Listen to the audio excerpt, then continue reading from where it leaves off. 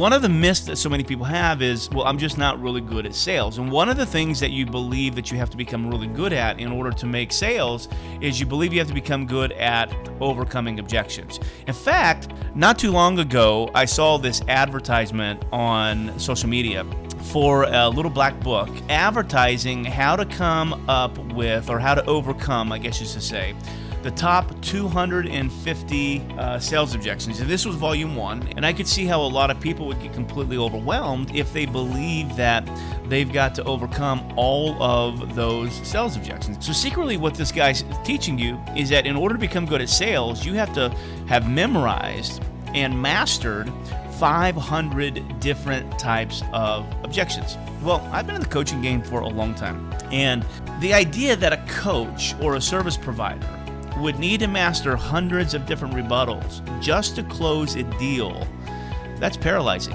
If selling coaching was really that complicated, how in the world is anyone closing anything? As I become a better coach and gained a lot of experience, I've taken hundreds of calls, I've closed thousands and thousands of deals, and I've realized that there aren't 250 sales objections, there's really only 5. But when you strip away all the fluff, almost every objection a prospect gives you will fall into one of these 5 categories. The 5 categories that they're going to fall in is, number 1, is price. Okay, this is probably the biggest one, okay, where they're going to say it's too expensive.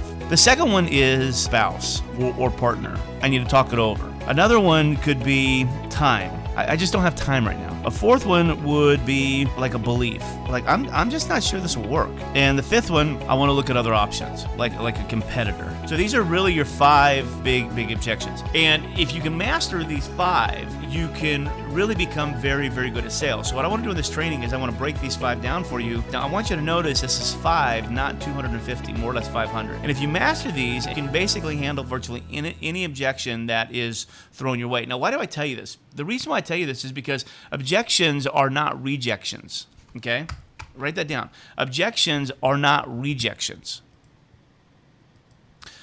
They're buying signals in disguise. So when I was in college, I used to sell what was called a rainbow vacuum cleaner. I don't know if you guys have ever had the rainbow, but a rainbow vacuum cleaner was a different type of vacuum cleaner, and it was based upon water, right? So like instead of having a bag, it had water, and you would suck the dirt in, and the dirt would get into the water because water and dirt really don't mix all that well. The dirt would cling to the water, and it wouldn't get out, okay? And it was supposed to increase airflow and supposed to increase air quality, and these things were expensive. So back when I was selling them in the mid 90s, they were like $2,000 back then. They're much more than that right now. And one thing that I learned selling a rainbow vacuum cleaner is this one principle: that if when you're making a pitch and you're selling a product, if they ask a question, that is a sign that they're interested. If they ask a question. If they don't ask a question, then you really got your work cut out for you. Okay, you really got your work cut out for you.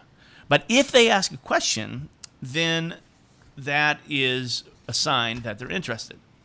Something else that I've learned is if they give you an objection other than no thank you, then that's really a buying signal in disguise.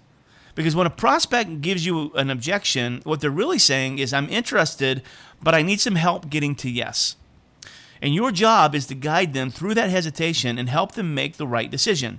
And when handled correctly, overcoming an objection will actually increase trust because they know that you care about their needs. So you have to be able to put yourself in this position. Here's the mind frame that I want you to get, okay? The mind frame is, so let's say we're selling this cup of coffee, okay? The mind frame is I want to sell this cup of coffee because I need to make money. You're going to have a mindset around hawk this thing no matter what. Another mindset is this cup of coffee really is going to benefit your life? And my responsibility as a person making the sale is to get you to understand how important this coffee is in your life. And if I can help you understand how important this coffee is into your life, now what happens is the position shift. So the mindset has to shift first. So it's got to be from I'm trying to hawk this product to like this product could really help them, and my job is to help them see how it can help them. Okay. The second thing is so you have to shift your mindset. The second thing is you have to shift your position. You have to shift your position from salesperson to partner.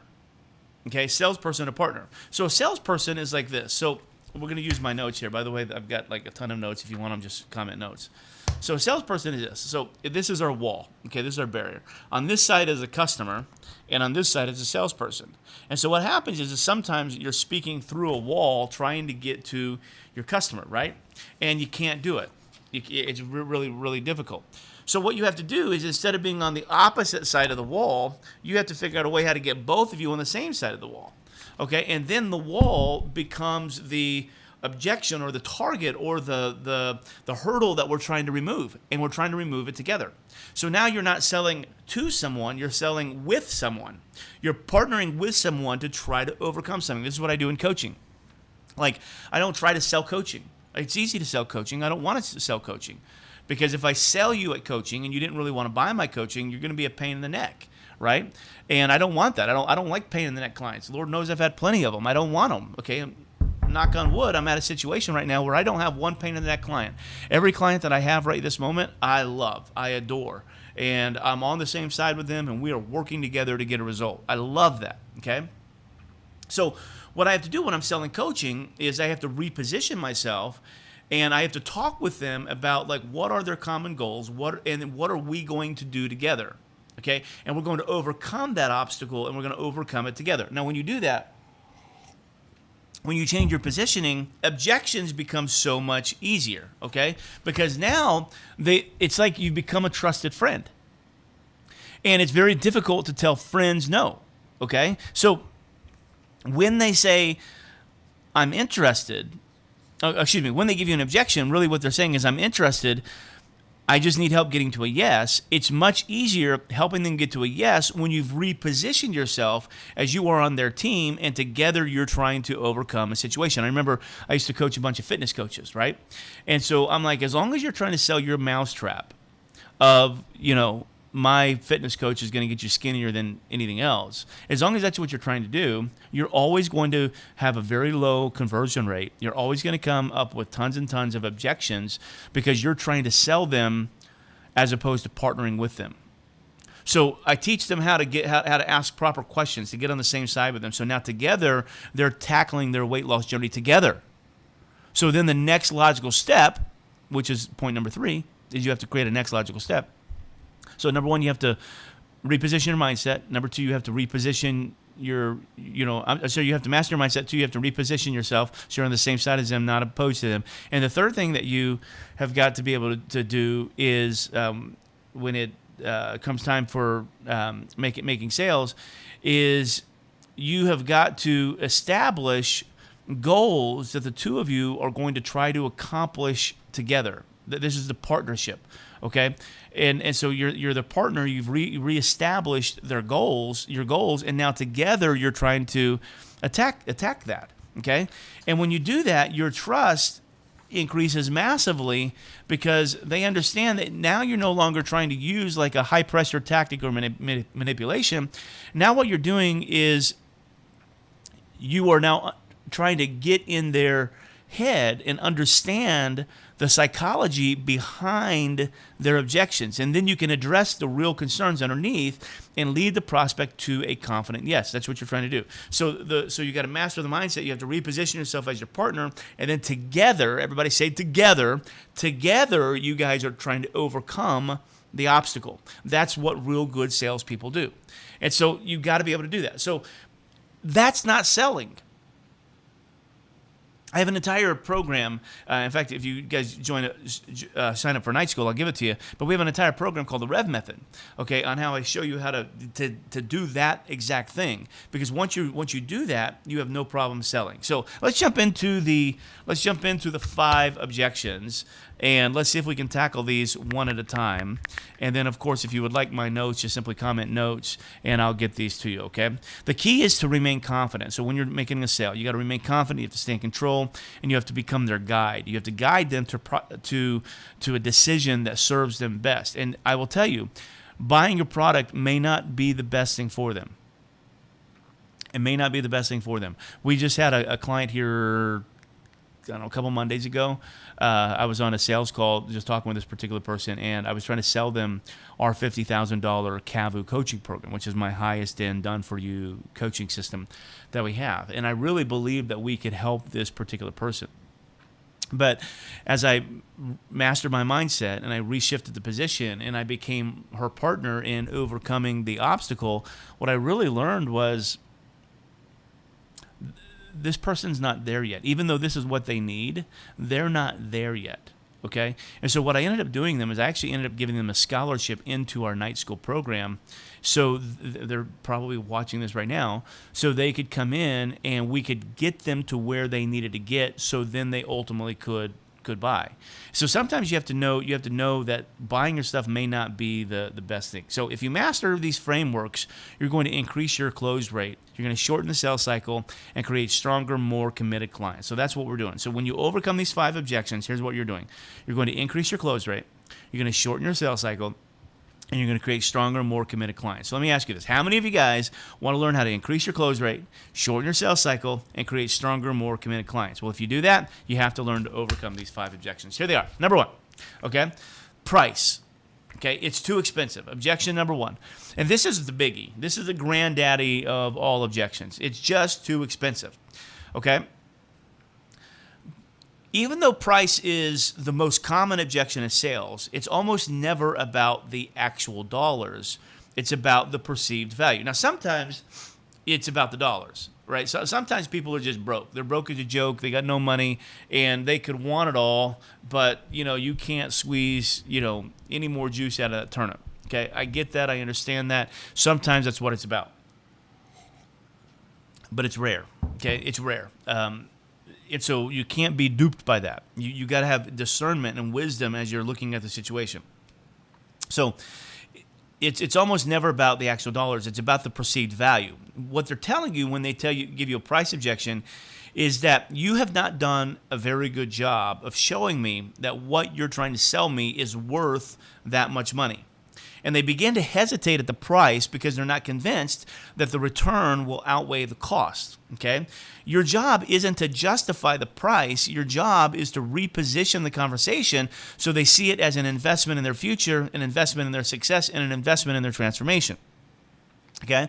And so you've got to be able to do this. So there's a few ways that you can do this. So there's I'll give you the 5 ways that you can overcome price. There's really 6, but I'll give you 5, and I may throw a bonus in a minute. Okay. The first thing is you have to isolate it. Okay. You have to find out if this is really the objection. Okay. So got it. Besides price, is there anything else stopping you from moving forward today? Okay. You got to figure that out, because if it's something other than price, and they're telling you price, if you go and you fix the price and you haven't fixed that objection, then they're still not going to buy. So you have to, number 1, you have to isolate the objection, okay? Hey, if we figured out the price, you would move forward today? Like you got to figure out a way how to object it, okay? So if you say, okay, hey, besides price, is there anything else stopping you from moving forward? And if they say no, then you've isolated price as the only barrier. Then you have to confirm their commitment. So you isolate the price and then confirm it. Okay. So if we figured out the price, you'd move forward today. That's 1, isolate. Then number 2, you have to reconfirm the commitment.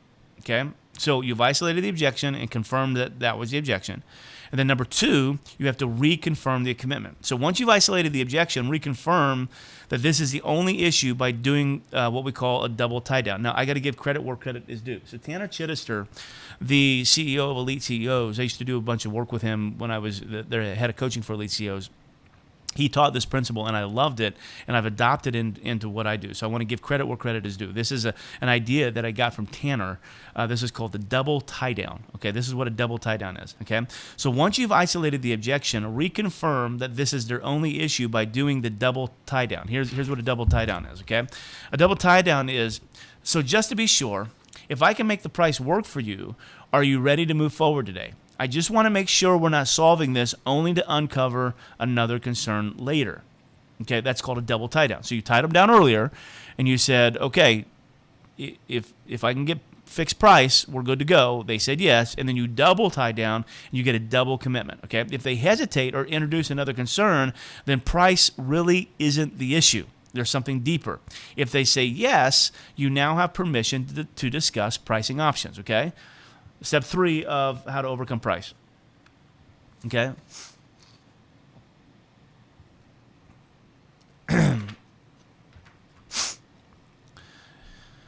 Instead of assuming that they can't afford it, you need to ask about their financial options, okay? So they get to a point where they really want your product, okay? We used to do this in the Rainbow vacuum cleaner world. So they love the Rainbow. They want the Rainbow. The Rainbow's going to change their life. The Rainbow's going to get rid of their allergies. The Rainbow's going to solve the asthma problem for their daughter. The Rainbow's going to keep them from ever having to have a traditional vacuum cleaner again. The Rainbow's going to, it's their answer to prayer, right? The problem is they can't afford it. So one of the things they taught us was, instead of assuming, because people lie, instead of assuming they can't afford it, ask about their financial options. Okay. Hey, let's talk a little bit about this. Okay. Hey, what's your current cash on hand situation? Let me see if I can do something. Okay. It's a solid, legitimate question. You know they want it. Price is the only objection. Now you can move into financial discovery. Okay. So what's your current cash on hand situation look like? Hey, or you could ask like, hey, if this were an emergency, what would you do to come up with the cash? Okay. So you can figure that out. If this is too uncomfortable, you could say something like, hey, if I could figure out a payment plan for you, what's the most amount of money you could afford to put down today? Okay? So you could ask a question like that. Hey, if I could figure this out for you, what's the most amount of money and then you have to be quiet. Okay? And what this does is this shifts the focus from affordability to resources. And that's what you want. You've got to, like, if price is the objection, but they really want your product, you have to create a different type of objection, right? So you have to create like, okay, this one's solved. You can't use this one anymore. So now let's move it from affordability to resources, okay? Many times people have the money, they just haven't connected to the dots yet. So sometimes your job as a salesperson is to help them connect the dots. So do a financial discovery, okay? What's your current cash on hand? If this were an emergency, what would you do to find the money? If I could figure out a payment plan for you, what's the most amount of money you could afford to put down today? Okay. Number 4 in overcoming price is offer a custom payment plan. Okay. So for instance, like we have a Yellow Brick Road coaching, which is $12,500. Not everybody has $12,500 to pay. Okay. At least not in one lump sum, but they really need and they really want the program. So we've come up with a financial process that says, okay, it's $5,000 down, and then 6 payments of $1,250. Okay, But with the $5,000 down, you get an in-person 2-day Yellow Brick Road intensive, which is like doing 90 days of coaching in just 2 days, where I'll fly to you or you can fly to me. Sometimes I'll bring my business partner John with me, okay? And we'll do a 2-day Yellow Brick Road intensive and get you from idea to launch in just those 2 days, okay? So you're making money before your next payment is due. That's the goal of the Yellow Brick Road. It's $5,000, so you don't have to pay all $12,500. It's $5,000 down and then 6 payments of $1,250. Now, the carrot that we use to get the $5,000 is we're going to fly to you, and we're going to give an entire 2-day intensive with you and get you up, running, launch live before we leave those 2 days. So you're making money, or at least your ecosystem is on before we leave. That's worth $5,000. It's worth 3 times that. Okay, so we're going to collapse time for them. We're going to hold their hand for them, and then they're going to get me in person. So now they got proximity, so their confidence should go up, okay?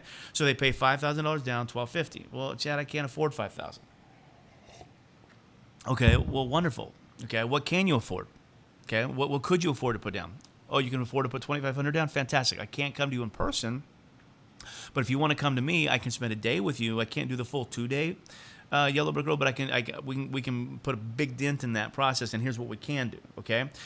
Or, if you want, we have another program where we can eliminate the Yellow Brick Road, where you don't get the 2-day intensive, but we can stretch your payments out over the course of a year. So instead of $5,000 down in 6 payments at $1,250, it's just a year of $1,250, okay? So you can get really creative with what we call creating a custom payment plan. You've got to be flexible, because once you understand their financial position, present a flexible solution. Because remember, you're trying to get on their side. When you're doing this, you can't be talking fast, you can't be sweating, you can't be doing all this. I remember, I don't know, 20 years ago now, it had to be. My ex-wife and I went to Cancun on a little honeymoon type thing, and we got there, and we were staying at the really nice Hilton right on the water. And when we checked into the Hilton, this guy met us and said something to the effect of, "We'd like to upgrade you from a regular room to the presidential suite," or it was one of the suites, honeymoon suite, presidential suite, a nice room, okay? "We'd like to upgrade you that. Plus, we'd like to give you complimentary buffet breakfast every morning while you're here," and it was like $40 a person for that. "We'd like to give you complimentary breakfast, and we'd love to give you 2 VIP tickets to this park called Ishkaret, and normally it's like $150 a person." So it was a really good deal. It was like a $2,000 upgrade, okay, plus food, plus this park, and all you got to do is sit through a 1-hour timeshare presentation. We're like, what the heck, we got time? So we did it. So we go to this timeshare presentation. We're sitting in there, and you can look this guy up. Okay, he's a total schemester and a fraud. His name is Raphael Septien. Okay, I remember this guy's name. That's how terrible it was. But Raphael Septien, and what he was doing, and only in Mexico can you do this, he was trying to get me drunk. So he kept offering me beers and shots of tequila and vodka and all this good stuff, and because I guess when you're drunk, tipsy, you can make some poor decisions, and that's what he was trying to get us to do. So I sort of read through that. So after one beer, I stopped. But this guy, when he got to the point and we kept saying no, I mean, he's like literally dripping wet with sweat. Okay, dripping wet with sweat. And if I could do this, if I could do this, if I could do this, if I could do this, if I could do this, if I could do this, and it was crazy. So it was like he was trying to sell us a $40,000 package, and basically by the time he was done, like lowering his rate and everything like that, and making all these flexible financial issues, it was down to like $3,500, and he would let us pay the $3,500 off over the course of 2 years. It was like whatever. It was so cheap, and we were like, the upgrades we're gonna get is more than that, so let's just do it, right? So we did it. And this guy was like literally like, sweating and everything like that. And so we did this upgrade. We bought the timeshare. And come to find out, it was a total scam. Like none of it was legitimate, right? And so we got the 10-year timeshare like he promised. But what we didn't know was to use the 10-year timeshare, we had to pay a $1,500 maintenance and cleaning fee every week we were there. Now, let me put this in perspective. The rooms were only $199 a night.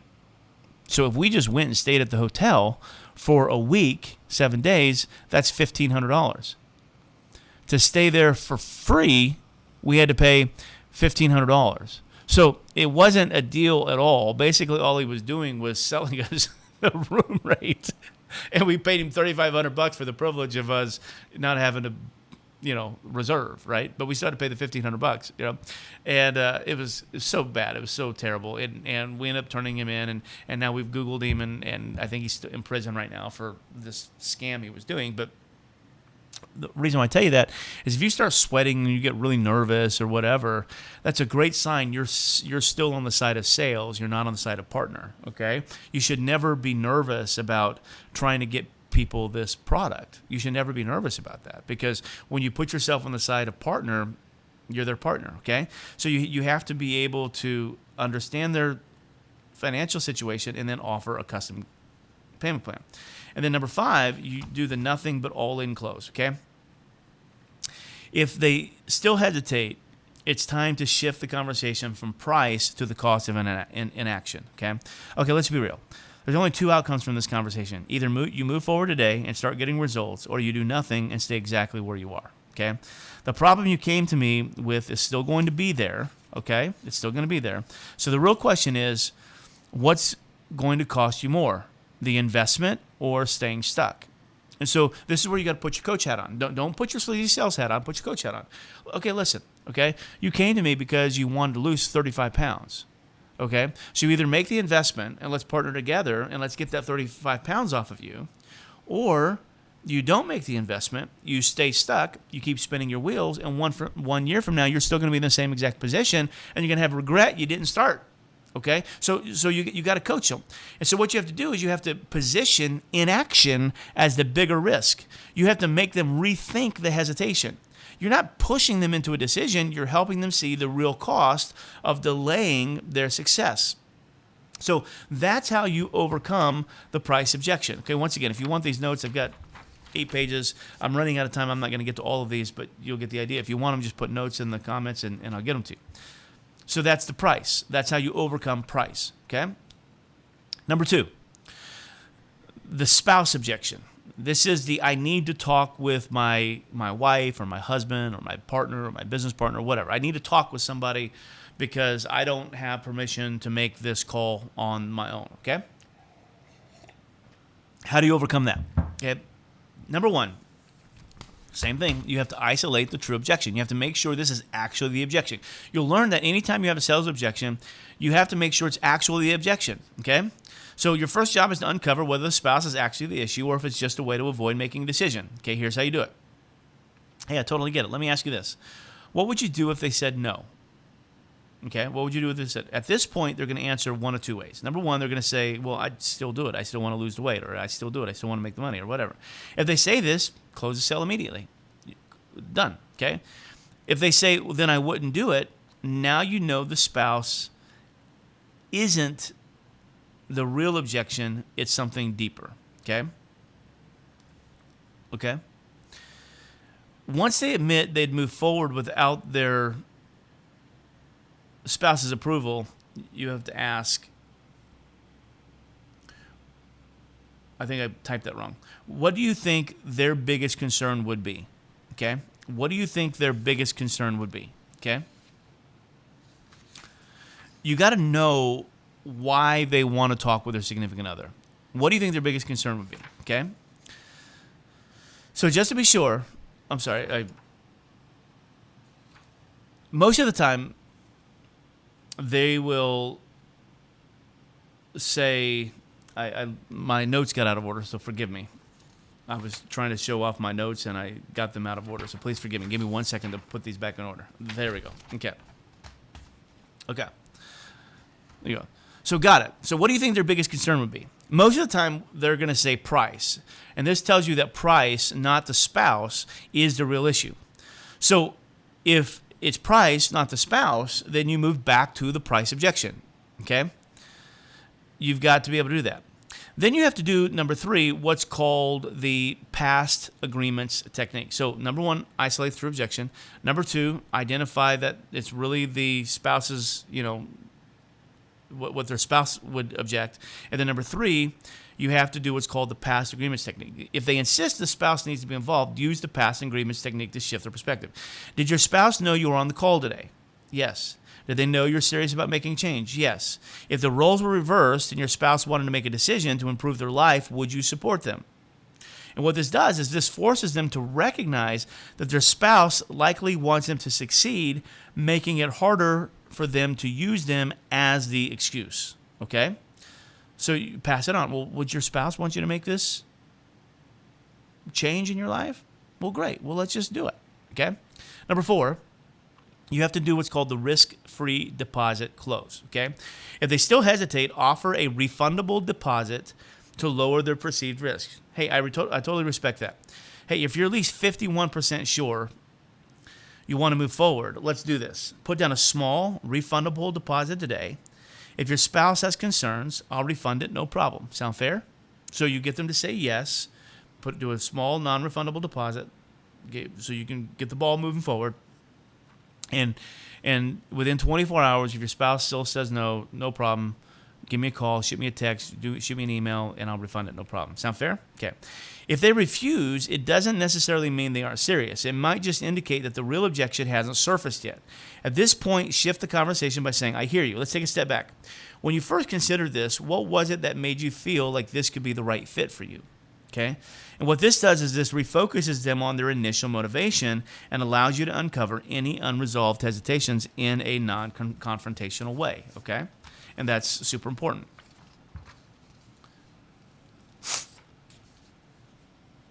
So if you're going to overcome the spouse objection, number one, isolate it, make sure it's a true objection. Number two, identify their spouse's biggest concern. Chances are it's price, so you have to go back and do the price objection. Number three, do the past agreements technique, which is, did your spouse know you're on the call? Do they know you're serious about the change? And if the roles reverse and your spouse wanted to make a decision to improve their life, would you support them? And why would you think she wouldn't support you or he wouldn't support you? Okay. Number four, do the risk-free deposit close that says, listen, if you're at least 51% you want to do this, okay, let's throw down a deposit. Let's get you moving forward. Within 24 hours, if your significant other says no problem, shoot me a text. I'll refund you your deposit. No harm, no foul.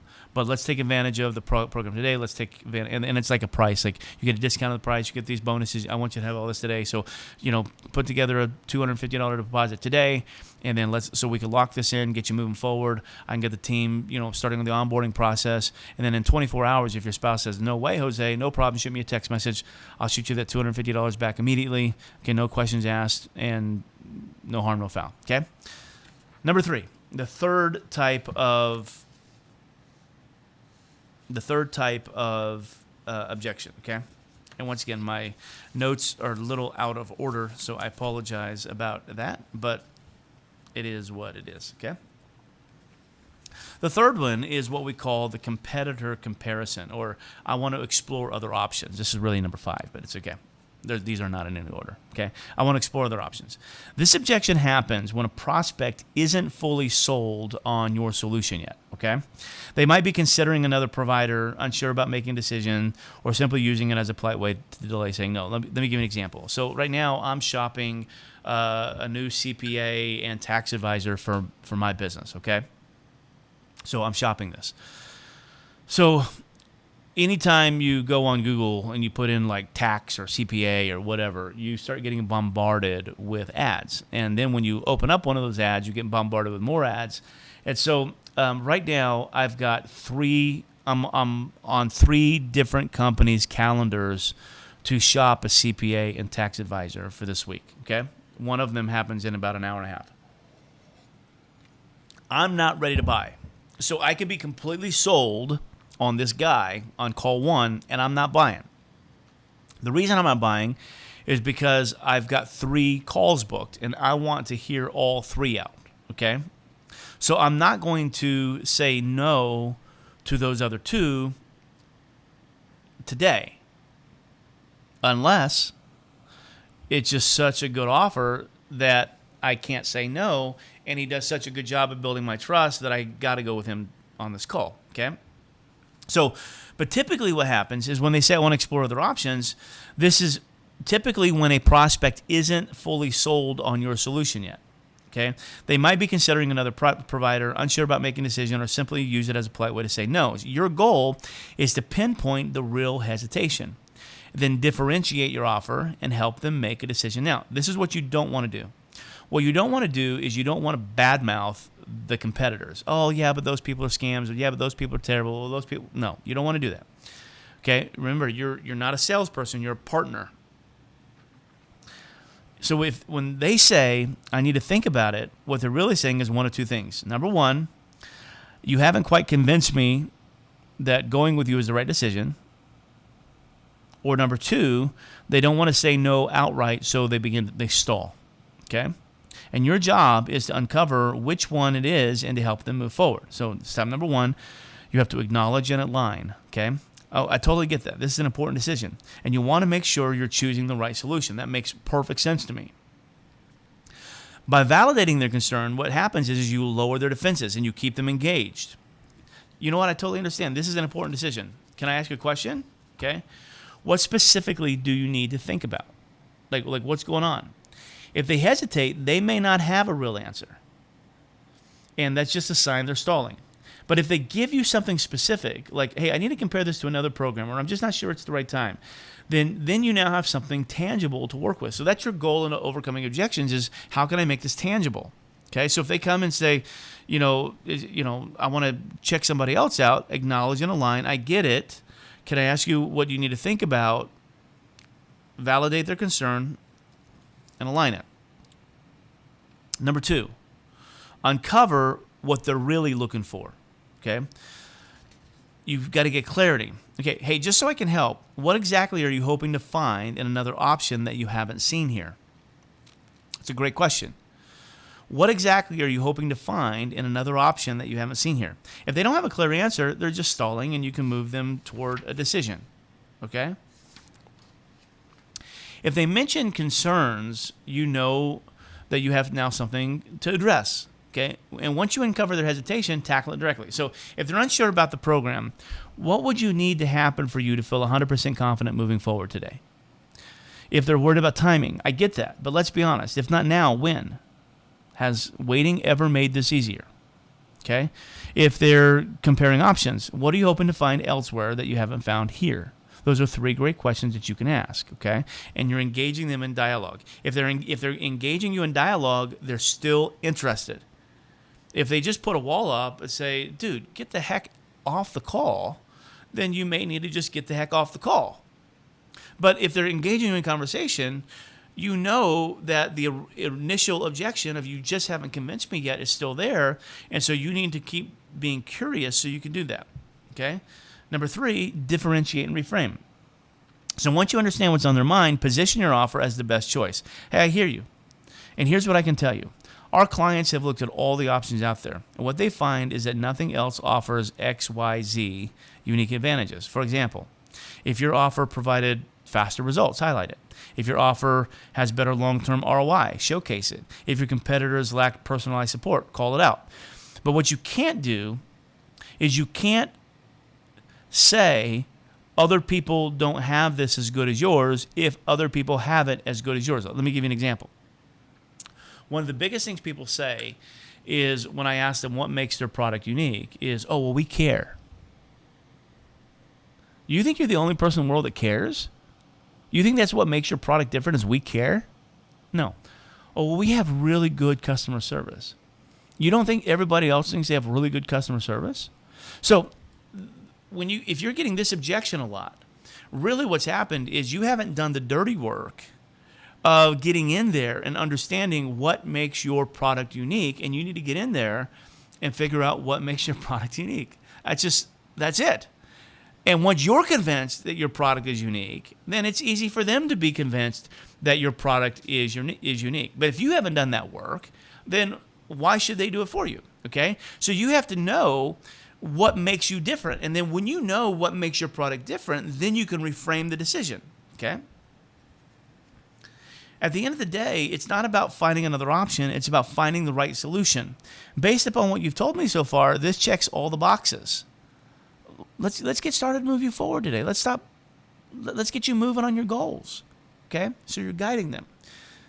Or you could say, I completely respect wanting to think it through, but let's be real. More time is not going to give you new information. It just delays the decision. Right now, you have everything you need to decide. So let's make sure you're making the right decision for your future. What's your gut telling you? And then open up the conversation. Step number 4. This is called the decision close.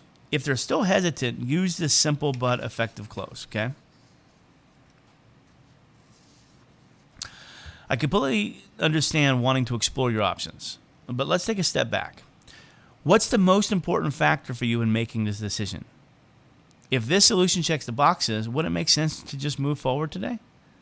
And what this does is this forces them to consider whether waiting will actually help them or just delay the progress. By the way, I know this is a lot of stuff. If you want my notes, just put notes in the comments, and I'm happy to give this to you, okay?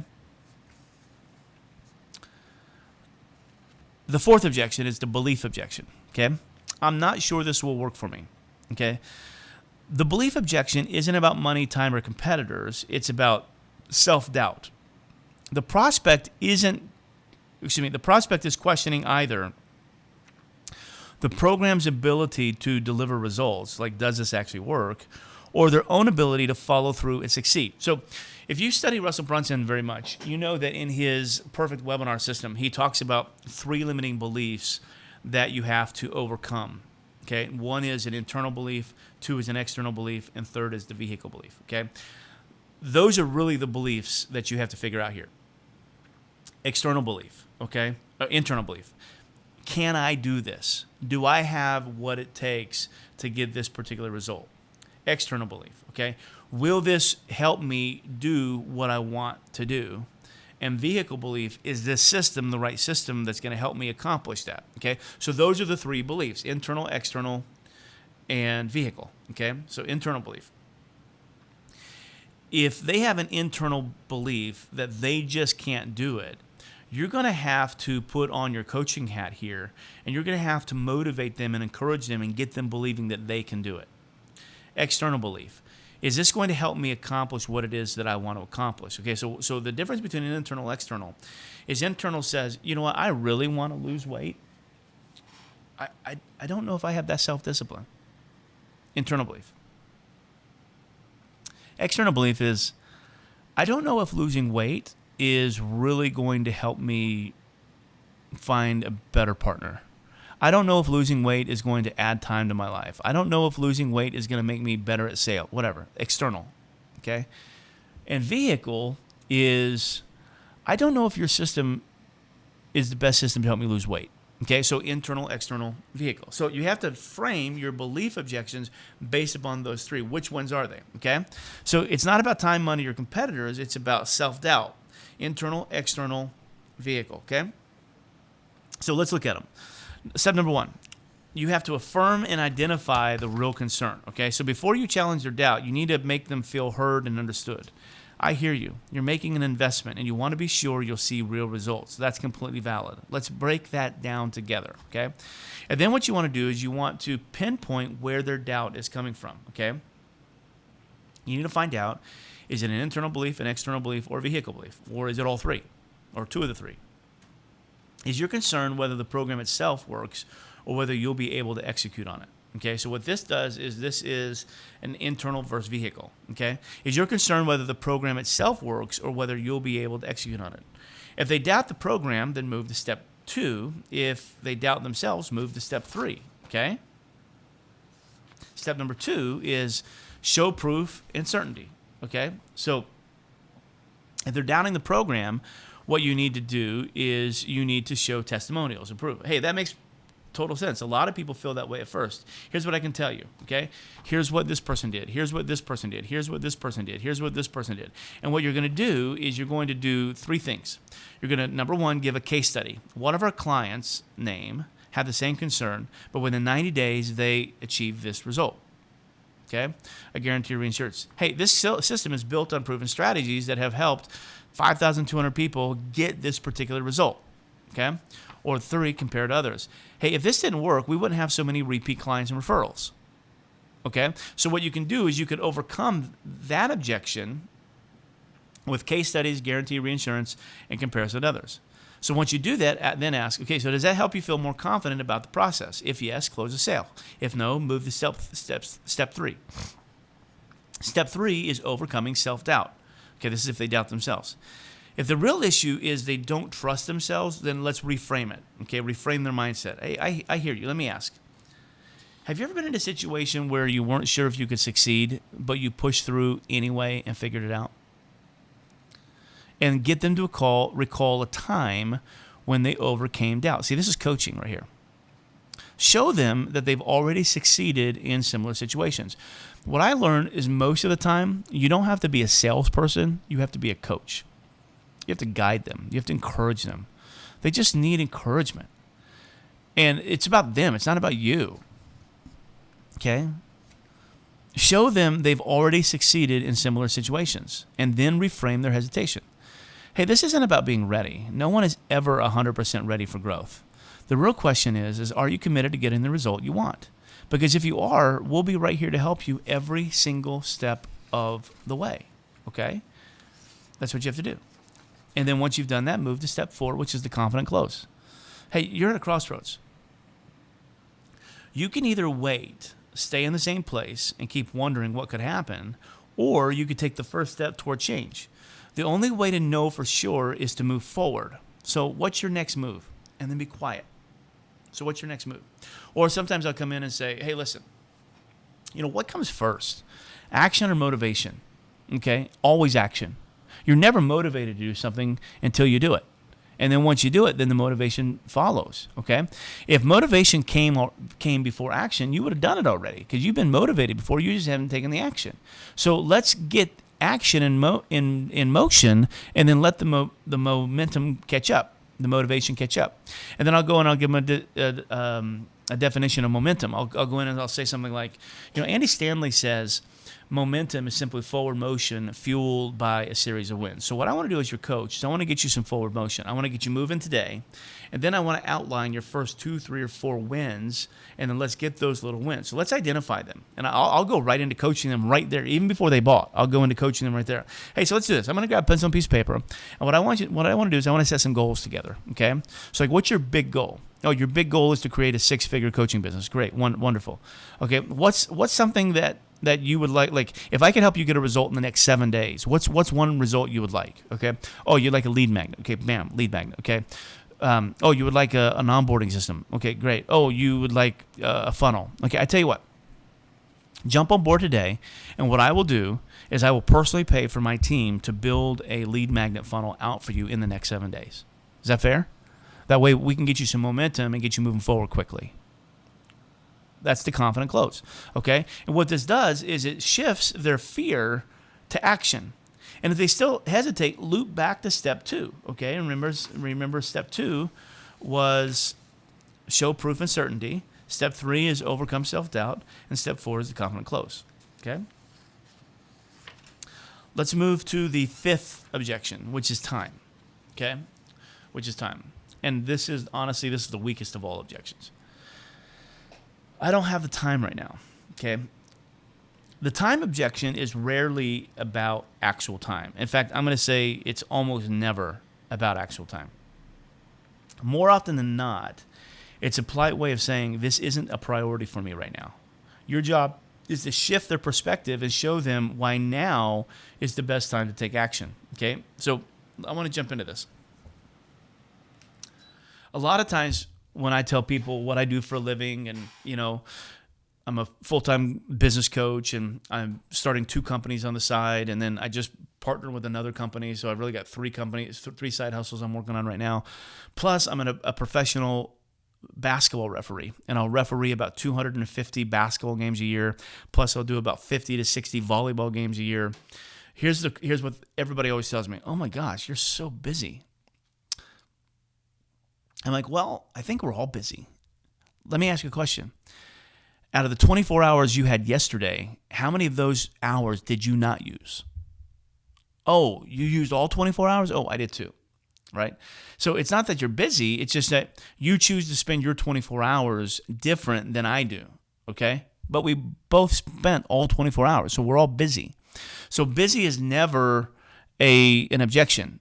So when somebody tells me that they're too busy, I'm always like, what's so crazy about busy is, excuse me, every time I think that I'm not going to be busy, something happens and I fill that time. In fact, I don't think I've ever had a day where I've not spent all 24 hours. I've spent all of them all the time. So it's not that you're busy. We're all busy. It's just we got to make this a priority. So listen, if you're going to lose that weight, hey, listen, if you're going to get that business started, hey, listen, if you're going to work on that relationship or whatever it is you're selling, then you're never not going to be busy. Because here's what we know about time, is time has a way of always getting you to use it. So you're never going to not be busy. So when people tell me that, hey, well, I'll do it after this, or I'll do it after homecoming, or I'll do it after prom, or I'll do it whatever. I mean, hold on a second. You're going to have something else that comes up that keeps you busy. So it's never the right time. That's why you haven't done it yet. So what I want to do is I want to love on you, and I want to love on you enough to tell you that this time thing you're giving me, that's just an excuse. It's just giving an excuse. And what you really need is you need a guide, okay? You need a guide. You need somebody who's going to put their proverbial foot in your butt and help you accomplish the goal that you want. Okay, that's what I want to do. So what I like to do is step number one, I like to affirm and reframe. I completely understand timing is important. Life gets busy. Let's look at it from another angle. Has waiting ever made achieving this goal easier? If you wait another 6 months, do you think things will slow down? Or will you still be in the same position wishing you started today? Then challenge their logic, okay? Step two, prioritize the solution. Often when people say they don't have time, what they really mean is this isn't a priority.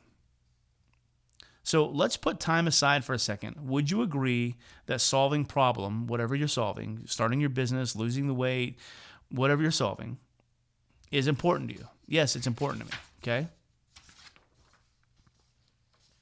Great. If they say yes, you've shifted the conversation from time to commitment, and that's what you're trying to do. If they say no, then time isn't the issue. You need to uncover the real objection. Then you've got to reposition it. If this is important to you, then the question isn't about time, it's about prioritizing the right things. If we can make this work within your schedule, is there anything else that would hold you back? So see how I've tied it down? Great. Nothing else would hold you back? Then let's just do it. Let's just do it now. Okay? You're not going to get less busy. Okay? Listen, we all have 9 to 5s. Okay? We all have 9 to 5s, but we also have 5 to 9s. So what if we do this? What if 2 days a week, and I tell a lot of moms this, what if 2 days a week, instead of you making your kids dinner, what if you go to Salad and Go and pick up Salad and Go for people, and it's going to buy you that 90 minutes that you would use to make dinner. Eat Salad and Go with your kids, and then take that 90 minutes that you normally would use, slaving in front of the stove. Let's put that into your business. Okay, so for the next 30 days, can you give me those 90 minutes 2 days a week? Or give me that 1 hour slot 2 days a week? And let's just make it happen. And so sometimes what I do when I'm selling is I overcome and provide a different solution for them, okay? So I affirm and reframe, I prioritize the solution, and then step 3, I reframe the decision. I learned this from John Allen Turner, my business partner. He's so good at this. He can give this training so much better than I can. He'll say, do you know what the word decide means? I mean, you think about it. And he'll go in and he'll say, well, it comes from the Latin word, and he'll use the last 4 letters, side, okay? What other words can you think about with the word side in them? Like he'll say homicide, suicide, pesticide. And he goes, what that really means, it literally means to cut off or to kill, okay? And when you make a decision, you're cutting off or killing other options and committing to a path forward. And the reason, if I could just love on you for a second, the reason why you don't have time isn't because you don't have time. It's because you, instead of killing things that really don't matter, you've killed the thing that does matter, and you've prioritized other people's needs over your own dreams. And what I want you to do for the next 90 days is I want you to make a decision. I want you to put off or cut off things that you think are priorities for other people, and I want you to elevate yourself. Because at the end of the day, when you get this business going, or when you lose that weight, or when you whatever it is you're selling, this is what's going to happen. This is how you're going to feel. And so what I'll do is I'll go in and I'll teach them about decide, means to cut off, means to kill. And right now what you're doing is you're putting yourself off. And I'll go into everything. Like, I get it. This is what we learned. But it's not getting you anywhere. And it's actually hindering you from being effective in certain areas of your life. And you can't show up the way you want to show up because of X, Y, Z. So right now you're at a fork in the road. You can either decide to move forward and start solving this problem today, or you can wait, keeping things exactly where they are. But waiting isn't natural. It's still a decision and has consequences. So which direction makes the most sense for you? Okay? And by helping them see that waiting isn't a neutral decision, you push them toward action without being forceful. And that's a big deal. You have to get them to see that waiting is not neutral. Waiting is negative. Waiting is what they've always done. So you need to help them see that it's not neutral, push them toward action without being forceful. And what this will do is this will shift the focus from I don't have time to I need to prioritize this right now. So those are the 5 objections. You master those 5 and your sales conversions will go way up.